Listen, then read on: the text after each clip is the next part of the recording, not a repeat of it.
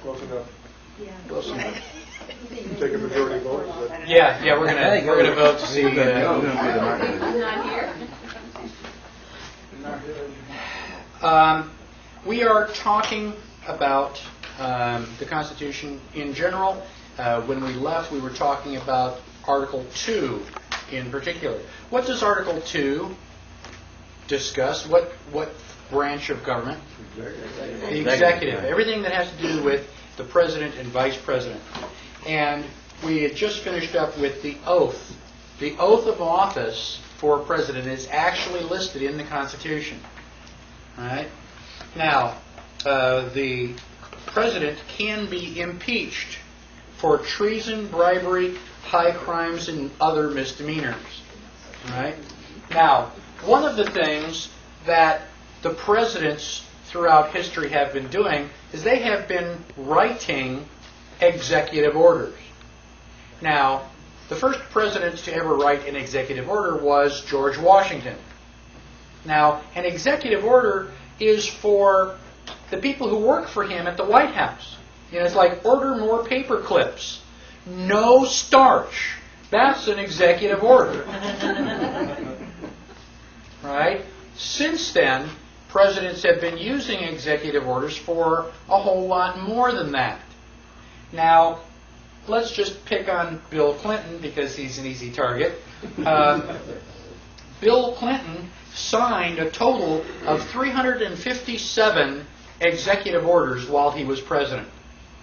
Now, these executive orders basically give some form of absolute authority to one of the federal agencies in time of national emergency. So, if there is a national emergency, FEMA is going to go in and take care of all the hospitals and stuff. In a time of national emergency, your Energy Commission is going to go in, and they're going to take complete and total control over power generation. And other agencies are going to go in and take over complete control of transportation. The FCC, I mean, you guys don't do radio stations, but in every radio station, in all their radio, electronic setup, they've got a chassis built into the system where the FCC can automatically, by remote control, take over the radio station. So you can be doing the wild 50s music or whatever, and suddenly they send out a radio signal and they are broadcasting and you're not. Isn't that great that the federal government can take over what goes out over the airwaves? Now, I've got on page 15 of your handout, I have a list of which executive orders Bill Clinton signed in which year. Notice that in 2001, and he left office January 21st, in 3 weeks before he left, he still signed 3 executive orders. Now, Paul Begala, his top advisor, has been quoted. He's been on TV saying, "Stroke of the pen, law of the land." Kind of cool, huh? Well, yeah, I suppose if you're the king. It was a monarchy when the king would sign a proclamation and make it law. If Bill Clinton does that, doesn't Bill Clinton bypass Congress? What happens to our series of checks and balances? Just thumbing their nose at it. So, I don't care who Bill Clinton was sleeping with. If Hillary doesn't care, why should I care? It's not hurting my feelings. But I'm a little bit irritated with the 357 executive orders that he signed. Each one of those, as far as I'm concerned, he should be locked up for treason. Now, back on page 49, I believe, of your handout, is a list of web pages. And these are web links that you can go to study a lot of these particular executive orders. Don't take my word for any of this stuff. Go out and do your own research. Read the executive order for yourself. And I've got summaries down there. 11,490 assigns emergency preparedness functions to federal departments and agencies. 10,997 emergency preparedness functions to the Secretary of Interior. Emergency preparedness functions to the Secretary of Agriculture. But what type of emergency can you have in agriculture? You know? And down at 11,002 emergency preparedness functions to the Postmaster General. What's he going to do? Lick stamps for you? Why do all these things have emergency preparedness in common? They all deal with some national emergency. Guess who gets to decide whether or not there's a national emergency? President. The President. So with the stroke of a pen, suddenly you can have martial law overnight. No. This is the United States. That only happens in, Angola and Russia and all those other places. Yeah? And when the army tanks come rolling down your street, you're going to be going, oh gosh, I didn't think it could happen here. A national emergency is not defined either. National emergency is not defined anywhere. It's basically up to the discretion of the President. Oh, well, I feel a whole lot better. I trust the President. They were talking about Executive Order 12-919, which was signed June 3rd of 1994. That's not too long ago. And this executive order was written by Bill Clinton, released to the public, and just recently became law in 1998. It is an order that consolidates many previous executive orders into one sweeping executive order. Why have all these little tiny ones? We'll just bundle them all up into one sweeping order. And it says, quote, and in view of the existing national emergency declared by Proclamation 2914 of December 16, 1950. Yeah, what was that national emergency? What page do you want? This is page 15. Oh, we're back to 15. We're on page 15 of the handout. So, in 1950, we had some sort of a national emergency, and Bill Clinton is writing this order because of the existing national emergency. Did you feel like you were in some sort of national emergency in 1994? Yeah, I got elected. Yeah, right. They don't. They just have Right, to. Clinton was elected. The point is, they just have to declare the national emergency. They don't have to tell anybody about it. So, we're finished with Article 2. Let's go to Article 3 of the Constitution. Now, let me show you the Constitution. How many articles does the Constitution have? 7. 7 articles. The first 3, legislative, executive, and judicial. So let's look at Article 1. It fills up all of the first page and almost all of the second page.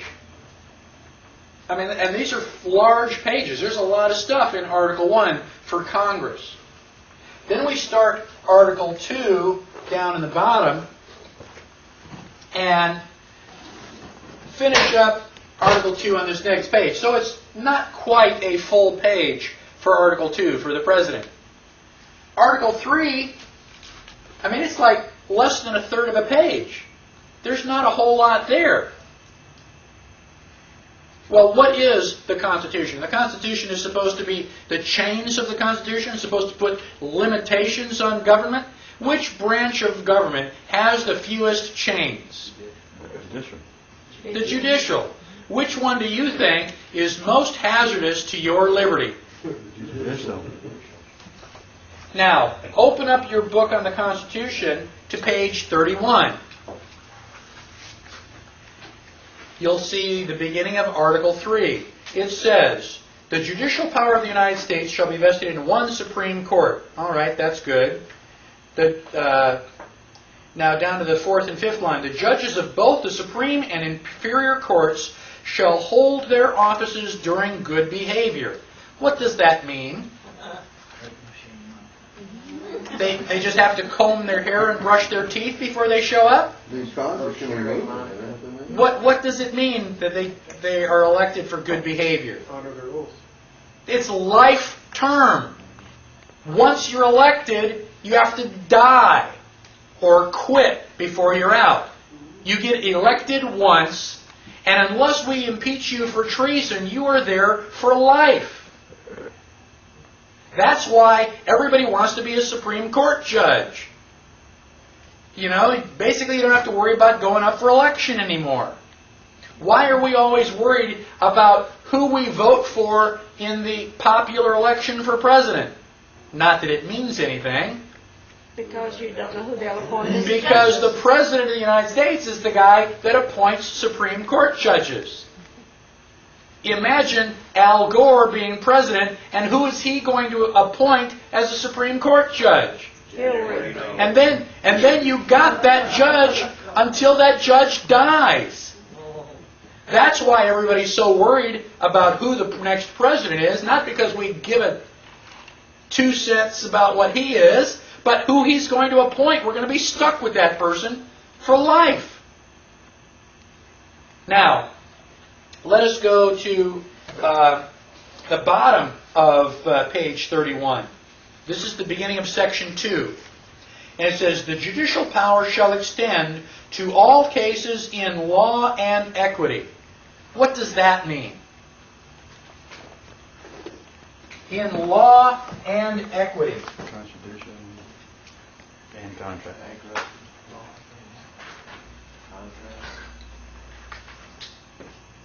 Sounds like it means criminal and civil property, yeah. Okay, pretty close. You're on the right track. And then if you flip over to the next page, on page 32, about the, where is it? All cases. Okay, about the 4th line.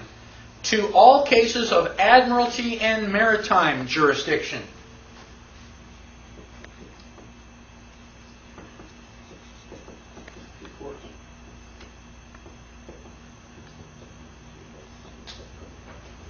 Okay.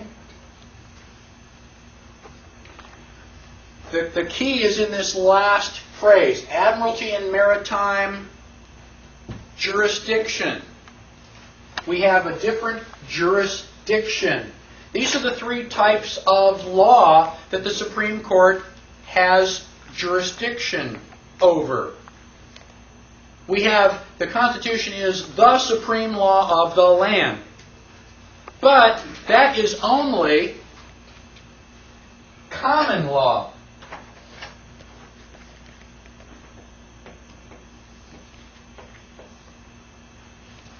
That's common law, which is the Constitution.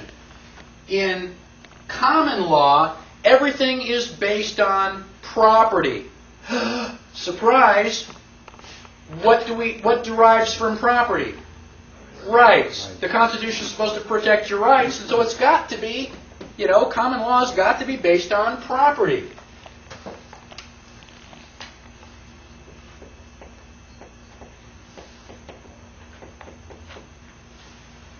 So if you run over my mailbox, and that's my property, what has to happen? You have to restore my property. Instead of me beating you over the head with a baseball bat, you come over and fix my mailbox. As soon as you fix my mailbox, we're friends again. Right? There are two laws, or two aspects to common law. Don't mess with anybody's property, and do what you say you're going to do. That is where criminal law and civil law derive from. So, I've got criminal cases and civil cases. Again, criminal is based on the violation of property. Civil case is based on a violation of your word. You promised to do something, I was going to pay you, you reneged on the contract, and so I take you to civil law. Now, just briefly, let's flip ahead to the 5th Amendment. That's going to be on page 44. The Fifth Amendment is on page 44 of your Constitution, and the second to last line, it says, shall not be deprived of life, liberty, or property without due process of law. What is due process of law? You get your day in court? Is that due process? If I've got this kangaroo court over here, I'm in West Virginia, and yeah, I've got all my brothers and sisters on the jury. You want to go and sit in my court? Is that due process? No. Due process means that you have common law, equity law, and admiralty law. Those are the three types of law that the Supreme Court is authorized to preside over. And they are different. Just like baseball, football, and basketball are different sports. They're all sports, but they are different sports. You don't stand on a baseball field and go, touchdown! People, what are you talking about? That doesn't make any sense. Here, someplace else, that may make perfectly good sense. You have to know what playing field you're on. Now, common law is all based on property. If I haven't damaged any of your property, or you can't show me a contract that I've reneged on, you've got nothing. You can't accuse me of it, or you can accuse me, but you can't put me in jail for anything. Now, what if you're in your car, I'm in my car, and we intersect, unfortunately, out on somebody else's property? Where's the property damage? Did I violate your property or did you violate my property? Well, it's kind of both at the same time, wasn't it? There's no clear property distinction. I can't say this was my mailbox. There is no defining line, no defining property line. So, common law really cannot apply. You can't say this was my property and not yours. That is where equity law comes in. Under equity law, the judge has arbitrary power. The judge can decide what the result of the case is. Equity means fairness. So this is all supposed to be based on fairness.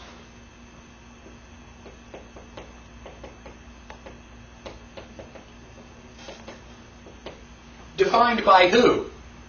The judge.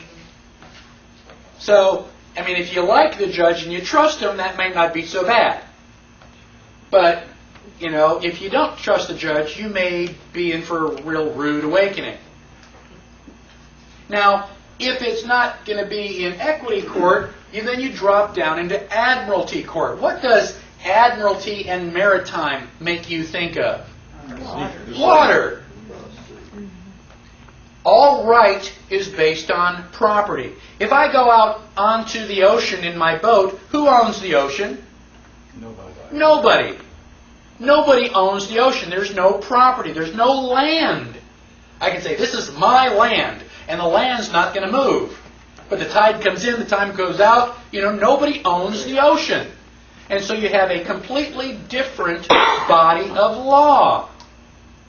When I go out onto a sailboat, I've said this several times. I don't know if any of you are sailors. Has anybody here heard the expression that the captain's word is law?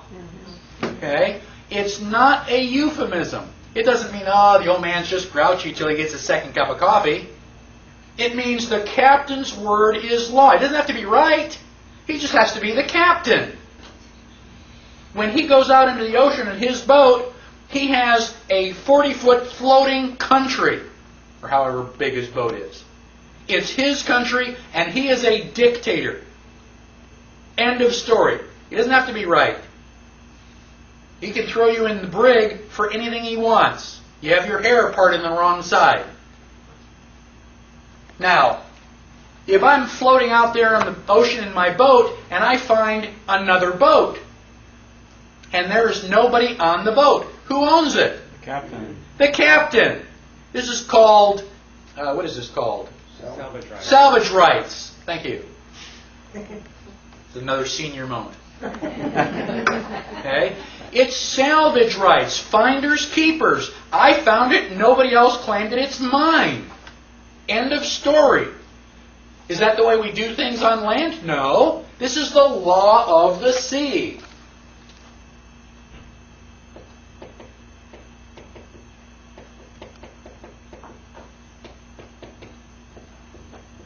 What is the Constitution? The Constitution is the supreme law of the land, based on property.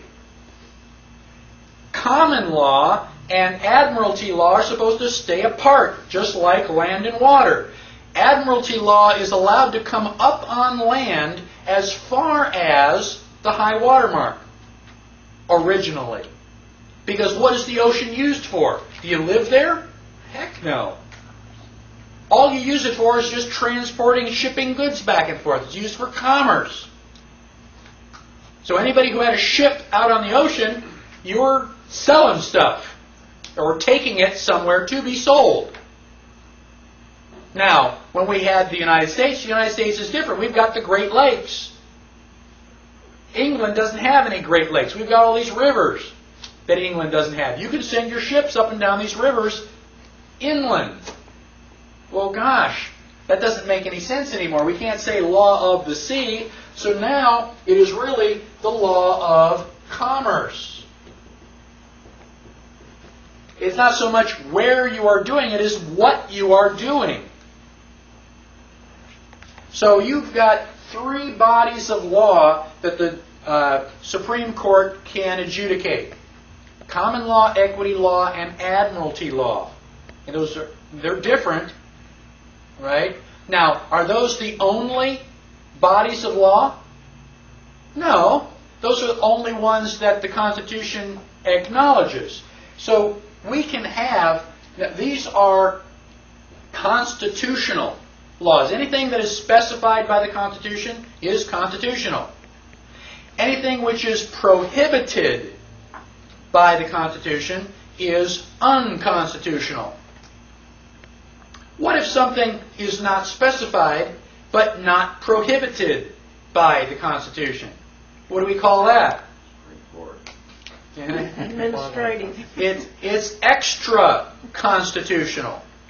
It's outside the constitutional, but it's not forbidden. One of your rights is the right to contract. You have an unlimited right to contract. Now, if I say, I will pay you $200 to paint the house my dog sleeps in, you go, wow, it's a great deal. I mean, how big is the biggest dog house you've ever seen? You know, about yay big? $200? Yeah, I can do that in a couple hours. Yeah, I'll do that. You sign the contract. And I walk you around the corner and I show you this, 3-story mansion. 27 rooms. They go, well, this is the house my dog sleeps in. Guess what? You're in deep trouble. Because you got to paint that house for $200. Was that a good contract? No. Is your right to contract unlimited? Yes. That's why they say read the contract. They're not kidding. Now, that's common law, admiralty, and due process. Like I said, you have a right to common law process. The only time they can move it down is if the distinction of property is not clearly defined. Now, if we move to page 16, okay, Marbury versus Madison is a Supreme Court decision. It is a very important Supreme Court decision. Good and bad. Okay? The good news is that the decision of Marbury versus Madison in 1803 says, certainly all those who have framed written constitutions contemplate them as forming the fundamental and paramount law of the nation. And consequently, the theory of every such government must be that an act of the legislature repugnant to the Constitution is void. If it's unconstitutional, it was never a law to start with. That's the good news. The bad news is up above that. It says the critical importance of Marbury is the assumption of several powers by the Supreme Court. The assumption of powers. They assume that we can do this. Prior to Marbury versus Madison, who decided what is and is not constitutional? Well, the question never came up. It's not listed in the Constitution. Article 3 is very short. It just says that there is a Supreme Court. It doesn't say what they can or cannot do. And so John Marshall said, well, we're the Supreme Court. We are going to decide what is or is not constitutional. Okay, everybody just kind of went along with them. They didn't have a better idea. So now, let's pretend, just for a minute, that the Supreme Court decides that the First Amendment does not give you a personal right to freedom of religion. You only have freedom of religion if you are Catholic, Protestant, or Jewish. Is that right? The Supreme Court said so. Does that make it the way things are? No! You have to remember, the Constitution says what the Supreme Court is. The Supreme Court does not get to say what the Constitution is. That would be circular logic. Who decides what is or is not constitutional? We the people. Who created this thing in the first place? If we decide the Supreme Court is out to lunch, it's up to us to correct it. There's no formal way to do that, but we can amend or abolish the Constitution anytime we see fit. Well, let's rewrite Article 3. So, I've just gone over constitutional, unconstitutional, and extra-constitutional. Extra-constitutional is not specified nor prohibited by the Constitution.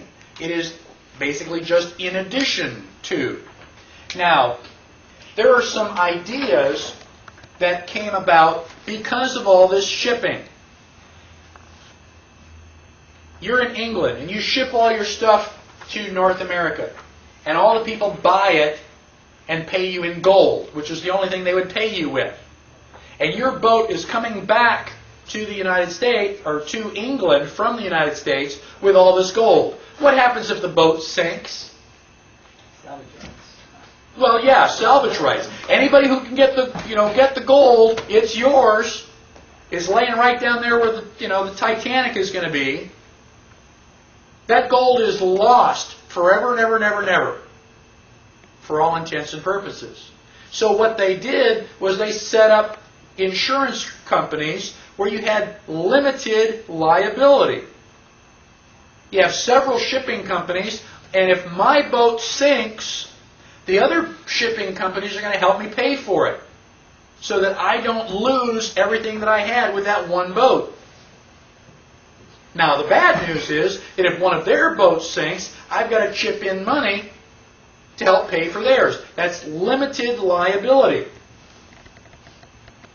Now, in order to have that, you have to have a contract. And only under contract can you compel performance. If the Constitution protects your rights, is there anything there that says you've got to come over and cut my grass? Can I force you to cut my grass or do anything for me, without paying you under the Constitution? No. I cannot compel performance unless there's a contract. So basically what they've done is they've set up contract law. Now, these concepts are very, very deep, and I have nearly enough time to cover them. However, I strongly recommend that when you continue your research, you continue your research on the various types of law. And if we flip back to page 16, the second paragraph there, if you want to understand the difference between common law, equity law, and admiralty law, I strongly recommend that you go to the internet, to this ptialaska.net, and read the USA, the Republic is the house that no one lives in. It is a 58-page document that you can download for free.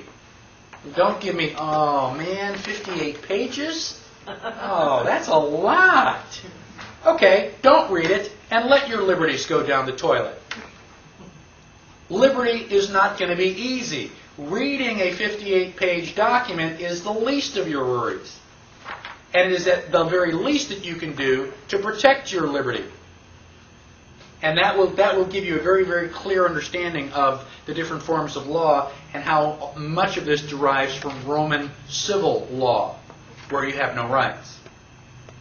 So, we want to continue law. This is not all of the law. It's the 3 that are constitutionally specified, but there are other laws. All the laws written by Congress since the Constitution was written are called statutes.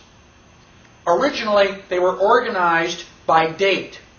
That was the law that we passed in 1789. That was the law that we passed in 1791. Well, when they weren't passing very many laws, that was easy. And then eventually, it was, gosh, was that the law that we passed on Monday or the one we passed on Tuesday? And then eventually, Monday morning, Monday afternoon, gosh, was that before or after lunch? I just can't remember all these laws we're passing. So they organized them by index. And we have 50 titles. Those 50 titles are part of the United States Code. And you can download the United States Code off of the internet. And I give you a website on page 18. Basically at the bottom of page 18. You can download them. The only thing is that you've got to download each title by itself. So it's a little bit monotonous, but you get all the information. You can also order a CD-ROM. I think it's about $35, $40. You can get it from the National Archive, and you'll have everything on one CD-ROM. Amazing stuff. I highly recommend it. Now, within the United States Code, there are 2 types of law. Positive law and non-positive law.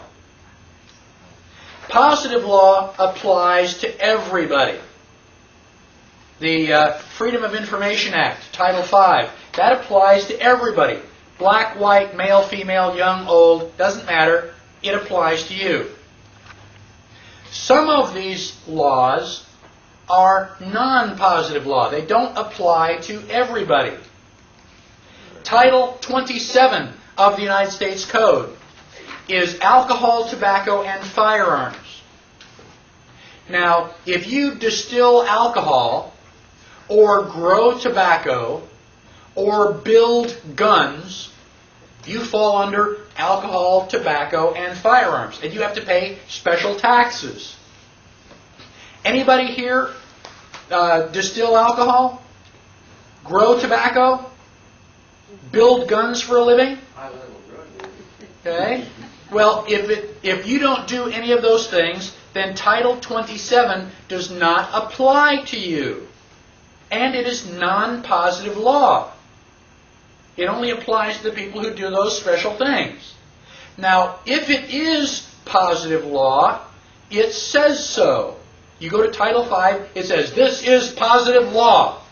Right there at the top.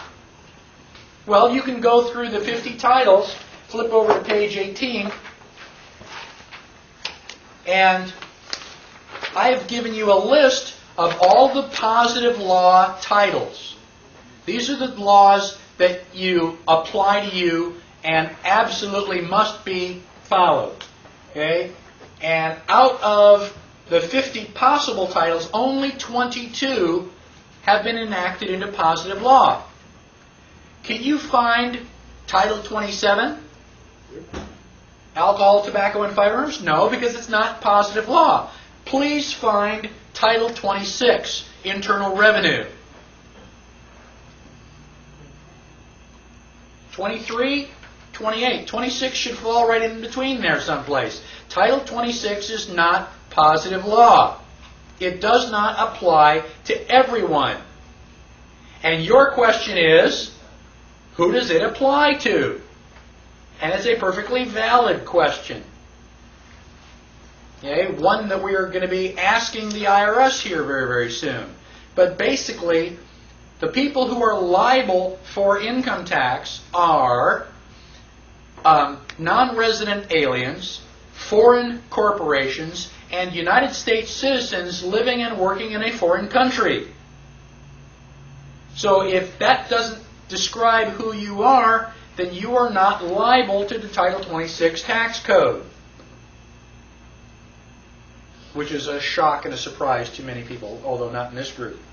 Now, one of the interesting things is that the current federal income tax regulations define gross income to mean all income from whatever source derived unless excluded by law.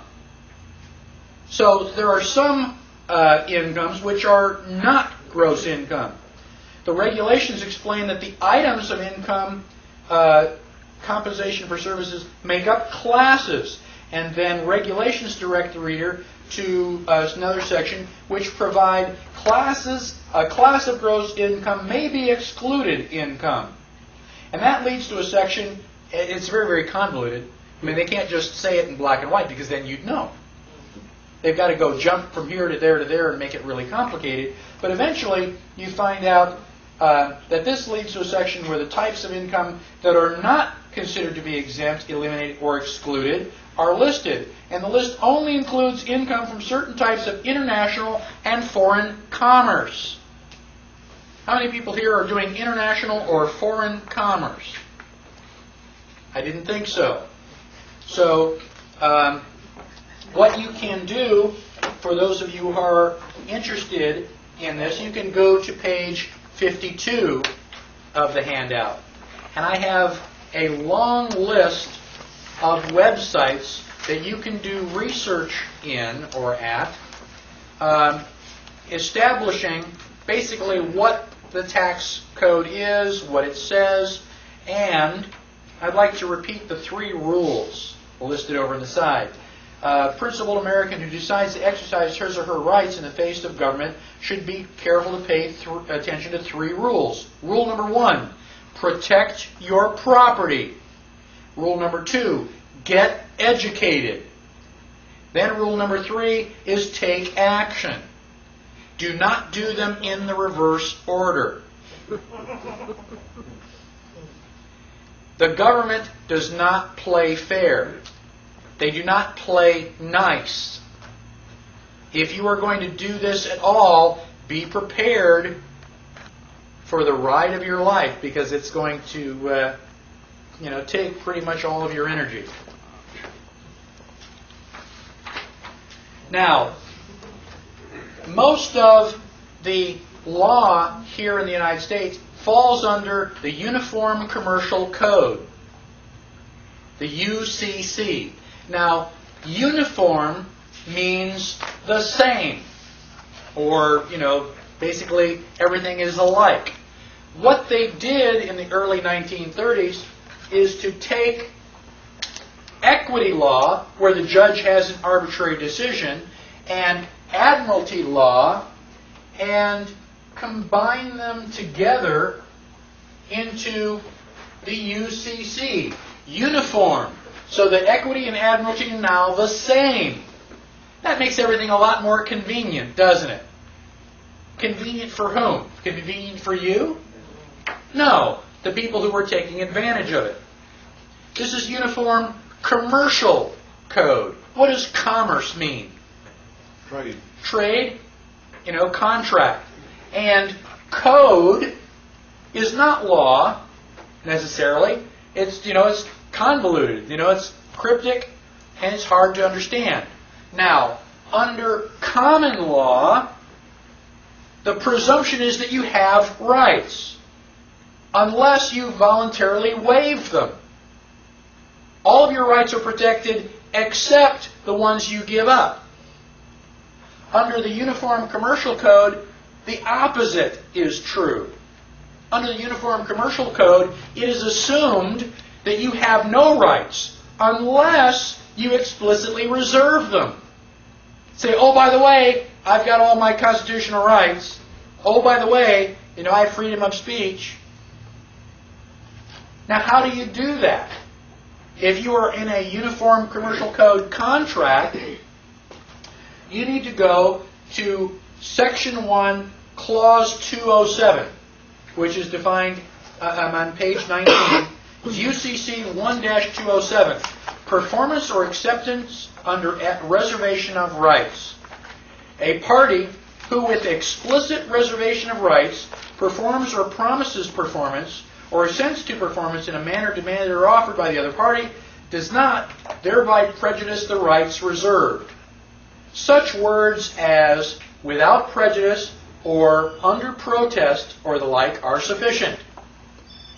So you just have to say out loud or in writing that you are reserving your rights. Now, why do they have to do that? They have to do that because any body of law, in order to be valid, must have two items: remedy and recourse. Remedy means that you are able to get out of trouble once you get into trouble. So if you're going to put me in jail, if I broke something, I've got to have some way I can fix it. Anybody hear of debtor's prison? Debtor's prison, you owe me money. Well, I'm going to put you in jail until you pay me my money back. You're in jail.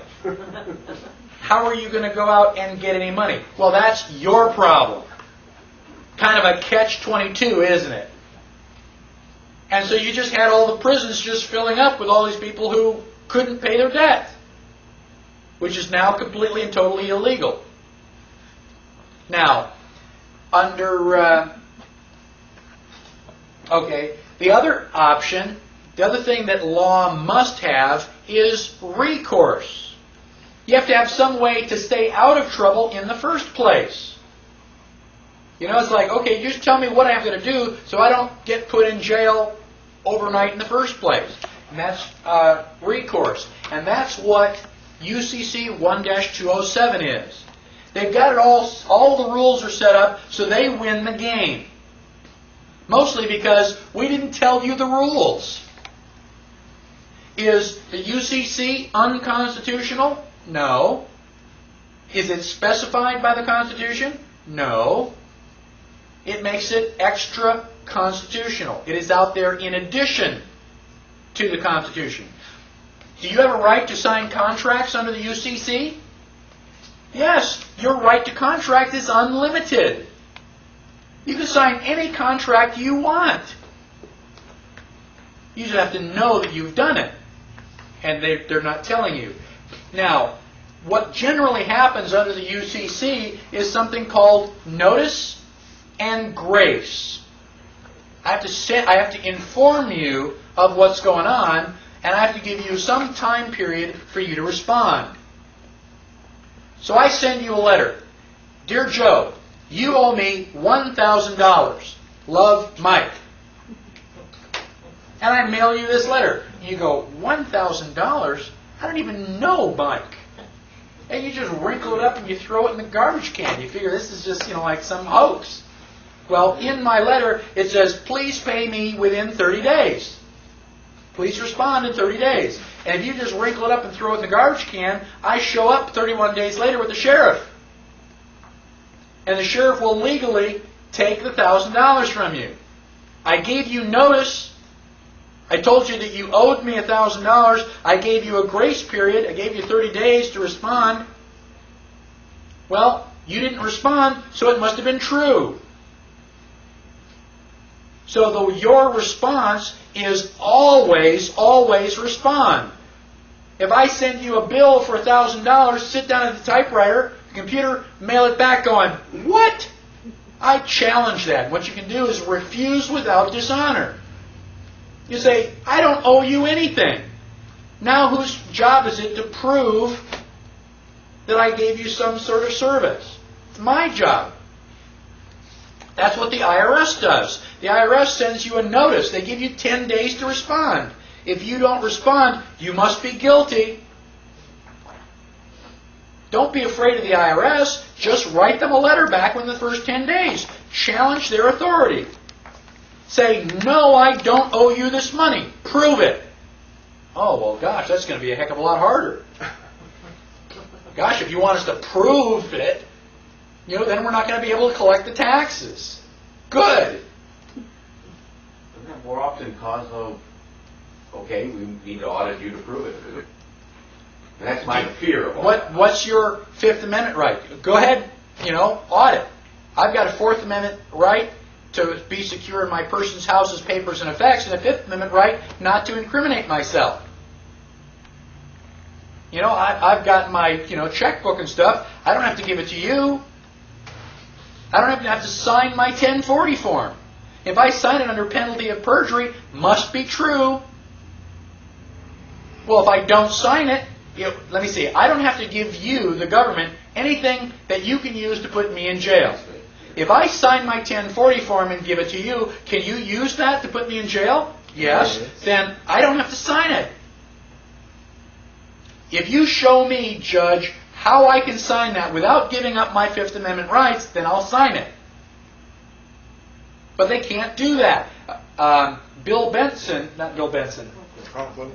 Conklin has a website, and he did that, and the judge says, I cannot rule on your case. He didn't say you have a lousy argument. He just said, I can't rule on your case because if I do, it's going to completely flip, the whole economic system. Oh, so my rights are going to be violated because it's going to be embarrassing for you? That's what's going to be happening in a couple weeks when we, bring the IRS. We are doing an IRS audit.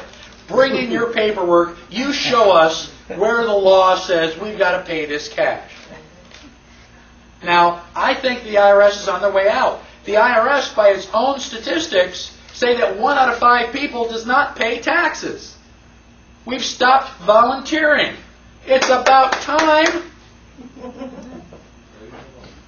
98%? And it took us a while to figure it out. Is that 1 in 5 that should, or 1 in 5 period, including kids and everybody? I think I don't know the exact statistics. I think it is 1 out of 5 people that the IRS claims should be. Okay? Because if you go by my statistics, everybody who's paying taxes shouldn't be. So I think the IRS is out to lunch. You don't have to worry about the IRS anymore. What you do have to worry about is what they're going to replace it with. National sales tax? Oh, that's better. We got rid of the lion, and we got the tiger. Well, that's stupid. Which Menendez brother do you want to live with? We've got to make sure that they get rid of the IRS and that they do not institute a national sales tax, because the national sales tax is only 10%. No, 11%. I'm sorry, 12%, 20, 15, pretty soon before you know it, it's going to be 50. Again, income tax. As far as I'm concerned, the only flat tax that I'm in favor of is a flat tax which is 0. So how are we going to operate the United States without an income tax? I don't know. How did we do it before the IRS? July 4th, we got the Declaration of Independence. July 5th, we got the IRS. I don't think so. When did the IRS happen? 1943, they started taking out our checks. Well, they started taking it out of our checks, but the IRS came into existence in 1913. So between 1776 and 1913, there was no income tax. There was no inflation. Go figure. George Washington paid the same amount of money for a loaf of bread that Abraham Lincoln did. No inflation. So then what's Alan Greenspan talking about? You have to have 5% inflation every year. I'll get into more of that a little bit later. I want to get that. So we've got the United States Code, which is congressional statute, but you actually have to read it, and not all of it applies to you. The other stuff is the Uniform Commercial Code, which is private law. It's a copyright. Can you use somebody else's book without their permission? No. Can you use somebody else's law without their permission? No. How do you get permission? Become a lawyer. When you become a member of the bar, then you get permission to execute their code.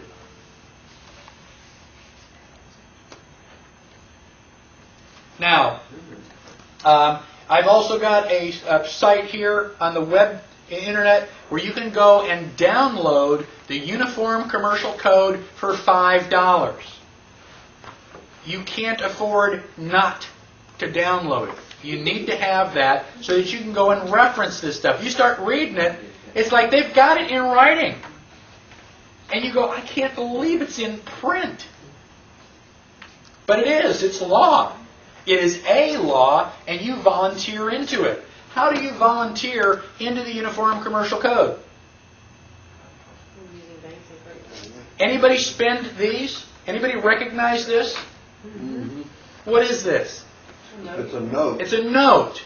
Every time you spend one of these, you are automatically de facto under Uniform Commercial Code.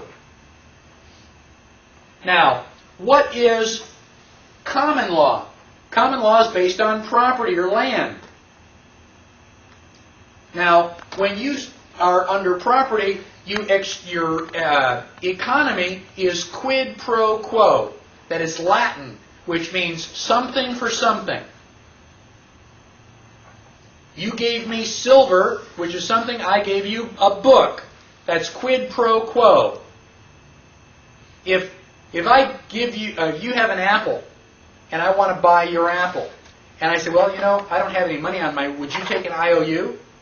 And you go, well, okay, yeah, you look like a good guy. And you give me the apple, and I give you the IOU. Have we completed the transaction? No. No. Have I given you anything? Well, nothing of any value. All I've given you is a promise to pay. So that transaction is still open. And that's what's happened when you use these notes. You are not under common law because it's not quid pro quo. You are automatically under the Uniform Commercial Code. Don't I have complete transferability of that note? No. No, not at all. Okay. And we're going to get into that in a little bit more If you detail. buy property and you say, I want your property, and they're willing to take Federal Reserve notes, isn't that? Well, that's why you never own it. No, but they're willing to take those. Well, To you're them, not it's giving valuable, them they're anything. willing to take You are them. not Right. giving them anything. You Therefore, cannot go into a common law court because you did not give anything of substance. When you get your manufacturer's statement of origin, I would give them silver. But when I bought Or- my property, and I gave know what the you're Federal telling me. Reserve notes, they said, great, it's yours. But you You give didn't up buy your your rights. property. You don't own it in a don't own allodial it. title. You don't own it. You don't own it. $21 silver plus the FRA. We'll talk a little bit more about it when we get to the Federal Reserve. I mean, that's a whole special topic. Any questions on Article 3 and the different classes of law? I do have a question. On page 17, your definition of positive law. Yes. Now, when I was researching that recently, I understood positive laws to be all those laws that have been reviewed in the code, that they're as close and complete as the statute was, so they're considered positive law. Okay. However, not all of the code has been researched and can be said that they're complete with the statute. Okay. Okay? So those are not positive law. Okay. Didn't have anything to do with who they applied to. Okay. When I read this definition, Well, I'd like to see your definition because I'm always willing to learn. I mean, there's stuff that I can be telling you that's wrong. I'm not deliberately giving you any bad information. I just don't know everything. well, like you have this definition here about a positive law title is one which. Well, I've gotten that Is that out your of definition? Or I've is that gotten it out of Black's. The top part is Black's law. The bottom part is my interpretation Okay. and understanding of it. So you're saying that you understand it that the statutes have been repealed? No, a statute is law. Right. Code is a reflection of the statute. That's why it's prima facie. Right. It's not exact. It's not exactly. And so whatever the code says, you got to trace that back to the actual statute. Right. Now, the United States Code is statute. Now, all of the titles are statute law. See, you It's have not That way. code. you have to have an enabling clause and an effective date. Right. In positive law. Okay? But there is a difference between, whatever the difference is, you know, there are differences, and not all of the titles apply, are like positive law.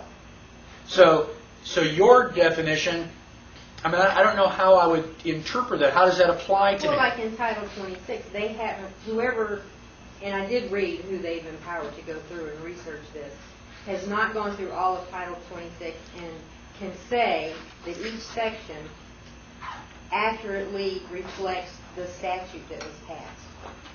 Now, what is the statute? But see, when you look through the code, because it's not positive law, to really know what the law is, you have to go to the statute. It has no enabling I'm asking you, what No, is the statute? But sections of the code reflect statutes, different statutes. Supposed to. Okay, Yeah, it's a supposed reflection. to. So, Right. so I've got Title 26, which is United States Code. Where do I go for the statute? What is So that? It's a compilation of several statutes, lots of statutes that have been passed over time. They categorize all of the tax code in Title 26. Okay. All the different statutes over all the different years just get Okay. categorized in Title 26. Well, So you I'll can look research them up. that. I'll research that a little bit deeper. Yeah, Michael, I'm not sure, and I'm not trying to speak for Renee, but I read the same thing, and where I got the information, I was on one of the legal websites that ties into the government site where the U.S. Code is listed, and this was it contained in some general I information think on that's one. probably where I read it. 'Cause Yeah, I read a lot of those. It Okay. was on one of the general information screens that you go to before you get into, the Title 26 and Title 27. I'll go and research that a little bit more, because I've never heard that information before. Most people I know don't even know that the United States Code exists. So that's why, like, when they refer to codes in some lawsuits, Yeah. if it's already positive law, then there's really no sense in going and looking up each individual statute. Right. I've already proven it's Okay. accurate. I mean, that sounds plausible. I'll check into that. Okay. Thank you. So that was Article 3. Why don't we take a quick break, and then we'll come back and pick up with Article 4, because that's going to be a long one.